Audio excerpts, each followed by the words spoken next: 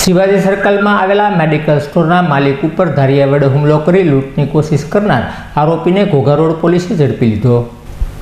શિવાજી સર્કલમાં આવેલા Radhekrishna medical store ઉપર રાજદીપસિંહ ઉર્ફે રાજભા સુખુભા જાડેજા ધારિયું લઈને ગયા હતા અને ત્યારે માલિક શાંતિભાઈ જાસોલિયા સાથે માથાકૂટ કરી હતી અને ધારિયા વડે હુમલો કરવાનો પ્રથમ પ્રયાસ કર્યો હતો। બાદ કાઉન્ટર ઉપર રહેલા ગલ્લામાંથી લૂંટ ચલાવવાની કોશિશ કરી હતી અને આ ઝપાઝપીમાં માલિક શાંતિભાઈ જાસોલિયાને ઈજાઓ થતાં તેમને સારવારથી ખસેડ્યા હતા, જ્યાં તેમણે રાજદીપસિંહ સુખુભા જાડેજા વિરુદ્ધ પોલીસ ફરિયાદ નોંધાવતા પોલીસે રાજદીપસિંહ ઉર્ફે રાજભા જાડેજાની અટકાયત કરી ધોરણસરની કાર્યવાહી હાથ ધરી હતી।